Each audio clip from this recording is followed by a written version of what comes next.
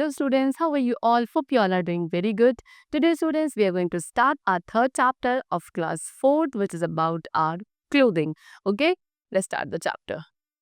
See, people wear different types of clothes to protect their body from heat, rain, cold and insect bites. When we go to school, we wear uniform. When we are at home, we are in casual dress. While going to a party, we wear a party dress. In the night, we wear a night suit. We wear different kinds of clothes at different times of the day. Clothes are necessary for everyone.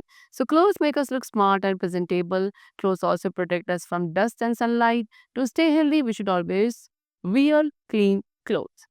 So what they saying कि हम क्या करते हैं, usually हम सभी different types of clothes को wear करते हैं अपनी बॉडी को heat, rain, cold and insect bite से प्रोटेक्ट करने के लिए। ओके, सो मॉर्निंग में स्टूडेंट्स जब हम लोग स्कूल जाते हैं तो हम अपने स्कूल की यूनिफॉर्म पहनते हैं। उसके बाद जब हम घर आते हैं हम एक कैजुअल ड्रेस में रहते हैं, राइट। पार्टी में जाने के लिए हम पार्टी ड्रेस वियर करते हैं। एट द नाइट में वियर नाइट सूट। सो इस तरीके से हम एक दिन के अंदर according to the time period, according to the occasion, हम different types of clothes wear करते हैं। सो बेसिकली क्लोथ्स क्या करते हैं, हमें स्मार्ट एंड प्रेजेंटेबल बनाते हैं। क्लोथ्स हमको डस्ट एंड सनलाइट से भी प्रोटेक्ट करते हैं एंड हमेशा हेल्दी रहने के लिए आपको कैसे क्लीन क्लोथ्स वियर करने चाहिए। नीड्स ऑफ क्लोथ्स, क्लोथ की क्या नीड्स है। So we wear clothes to protect our body against heat, cold, rain and insect bite. So हम क्या कपड़ों को क्यों वियर करते हैं, अपनी बॉडी को प्रोटेक्ट करने के लिए, to from rain, cold, rain and insect bite. Okay, plus उसके साथ साथ हम वेदर के अकॉर्डिंग भी, वेदर के सूटेबिलिटी के अकॉर्डिंग भी क्लोथ्स को वियर करते हैं। जैसे कि ड्यूरिंग द समर सीजन में हम कॉटन क्लोथ्स पहनते हैं बिकॉज कॉटन क्लोथ्स हमारे स्वेट को एब्जॉर्ब करते हैं एंड हमें सन की हीट से प्रोटेक्ट करते हैं। सिमिलरली इसी तरीके से विंटर सीजन में हम थिक डार्क कलर्ड क्लोथ्स पहनते हैं जो कि वूल के बने होते हैं, यानी कि बेसिकली वुलन क्लोथ्स पहनते हैं और of leather. Okay, so woollen clothes क्या करते हैं, हीट को एब्जॉर्ब करते हैं, हमारी बॉडी को वार्म रखते हैं in the cold weather. Now to protect ourself from rain, and खुद को रेन से प्रोटेक्ट करने के लिए हम लोग अम्ब्रेलास, गमबूट्स, रेन कोट्स का यूज करते हैं। रेन कोट्स एक ऐसे मटेरियल के बने हैं जो कि वाटर एब्जॉर्ब नहीं कर सकता है। ओके, सो इस तरीके से according to the season we wear different types of clothes. Now fibres for making clothes, अब क्लोथ्स बनाने के लिए फाइबर्स कैसे होते हैं, किस तरीके से उनको बनाया जाता है। The clothes are made up of different types of materials such as cotton, silk, wool and synthetic fibers. I told you कि cotton जो है, सॉरी, क्लोथ्स जो है वो डिफरेंट टाइप्स ऑफ मटेरियल्स के बने होते हैं। जैसे कि कुछ कपड़े आपके कॉटन के, सिल्क के, वूल एंड सिंथेटिक फाइबर्स के होते हैं। एंड ये रॉ मटेरियल्स में क्या बहुत थिन फिलामेंट्स होते हैं which are called fibres. Okay, चलो। So first of all, we have to discuss about cotton. Cotton क्या है student, cotton clothes are made from cotton plants. Cotton clothes किसके, कॉटन प्लांट्स के बने हैं।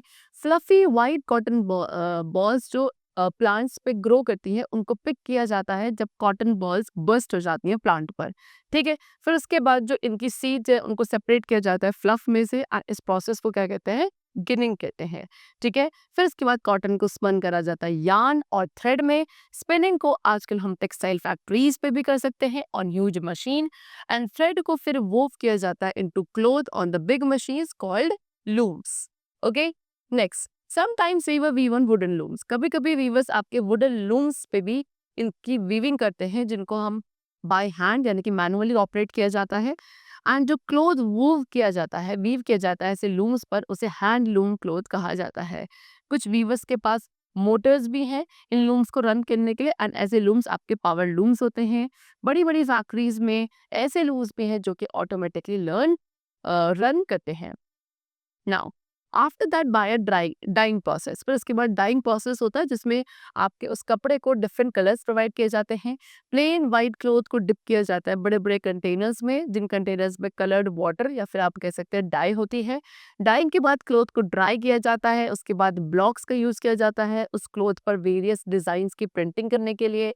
फिर उसके बाद क्लोथ को एक फिनिशिंग लुक दिया जाता है सो दैट वो आपका स्मूथ, शाइनी एंड अट्रैक्टिव लगे। फिर उसके बाद ये जो आपका क्लोथ प्रिपेयर्ड हुआ है इसे नीटली पैक करेंगे एंड होलसेल मार्केट में भेज दिया जाता है for the sale. Okay, now next we come to वूल।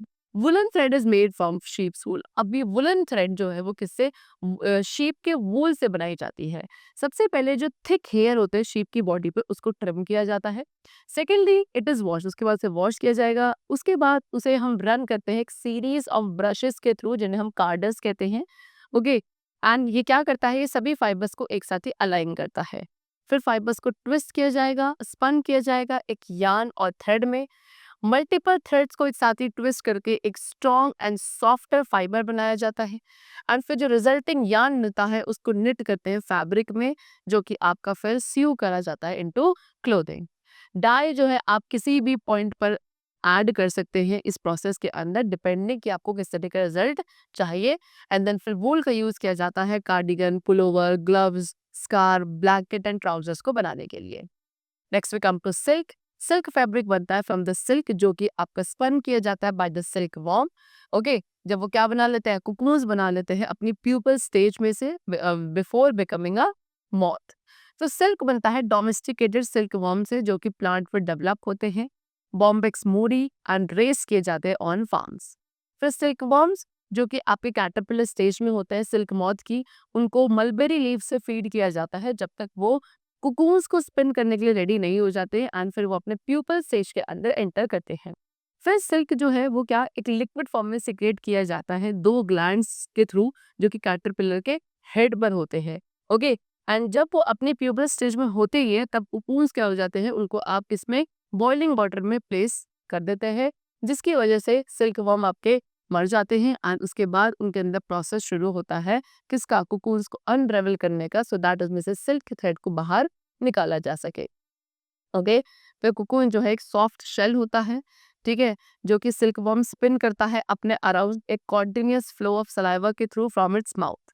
फिर वो जो सॉफ्ट थ्रेड है कुकून की उसको अनवुंड करके स्पन किया जाता है सिल्क थ्रेड बनाने के लिए। कभी कभी थ्रेड को हम डाई भी करते हैं वीविंग करने से पहले, एंड बाकी टाइम पे क्या उसको हम ओरिजिनल कलर में उसके रहने लेते हैं।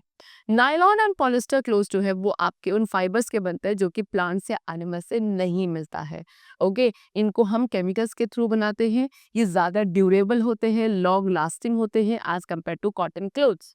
ये रिंकल नहीं होते इजीली एंड बट लेकिन इनका क्या डिसएडवांटेज है कि ये जो मटेरियल्स है नायलॉन एंड पॉलिस्टर से मटेरियल्स, ये समर सीजन के लिए अच्छे नहीं है बिकॉज ये स्वेट एब्जॉर्ब नहीं कर सकते हैं।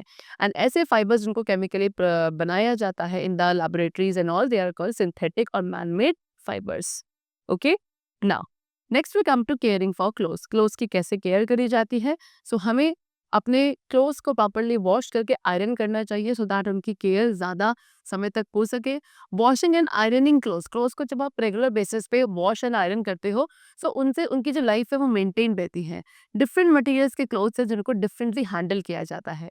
जैसे कि नंबर 1 आपको मेथड गिवन है वॉशिंग एंड आयरनिंग, यानी कि हमें कॉटन क्लोथ्स को क्या वॉश करना चाहिए डिटर्जेंट एंड वाटर के साथ। कॉटन क्लोथ्स को आयरन करना चाहिए सो दैट उनमें से रिंकल्स रिमूव हो जाए। देन सिंथेटिक क्लोथ्स को आयरनिंग की नीड नहीं होती है। सिल्क एंड वुलन को आप वॉश कर सकते हैं घर पे ही एक माइल्ड डिटर्जेंट के थ्रू, एंड ये क्लोथ्स को क्लीन किया जाता है पेट्रोल के through instead of water, and इस प्रोसेस को कहते हैं ड्राई क्लीनिंग। ठीक है, dark and light colour clothes को आपको सेपरेटली वॉश करना चाहिए। जो डार्क कलर क्लोथ है उनको separate and light colour clothes को सेपरेट। ठीक है, next method is dried. White clothes को स्टूडेंट्स जब भी आप ड्राई करेंगे तो सनलाइट में करेंगे, जबकि कलर्ड क्लोथ्स को आपको शेडो में यानी कि जहाँ छाँव है वहां आपको उन्हें ड्राई करना चाहिए। Next is storage. Insects like silver fish, okay, कुछ इंसेक्ट्स है लाइक सिल्वर फिश, ये क्या करते हैं सिल्क एंड वुलन क्लोथ्स को डैमेज कर सकते हैं। सो अपने क्लोथ्स को प्रोटेक्ट करने के लिए इन इंसेक्ट्स से हमें उन्हें क्या नैप्थलीन बॉल्स उनके बीच में रखने चाहिए, या ड्राई नीम लीव्स भी आप सिल्क एंड वुलन क्लोथ्स के बीच में रख सकते हो जब आप इन्हें स्टोर करते हो। ओके, नेक्स्ट फिर ड्राइड एंड आयरन क्लोथ्स को आपको फोल्ड करके फोल्ड करके रखना चाहिए। ठीक है, या फिर आप उन्हें हैंगर्स पे भी रख सकते हैं एंड देन उसके बाद उन्हें वार्डरोब्स में रखा जा सकता है। We must ensure that rat, cockroaches और other insect do not get to the clothes. आपको इस चीज़ पर ध्यान रखना है कि रैट, कॉकरोच या कोई भी इंसेक्ट क्लोथ्स पे ना लगे। ठीक है, क्लोथ्स जिनको वेल मेंटेन किया जाता है उनकी लाइफ काफ़ी लॉन्ग हो जाती है एंड वो हमें ज़्यादा ब्यूटीफुल एंड अच्छा बनाते हैं। ओके, चलो, so the chapter is completed. I hope you all have understood it very well. Let's meet very soon and then take care and thanks to all.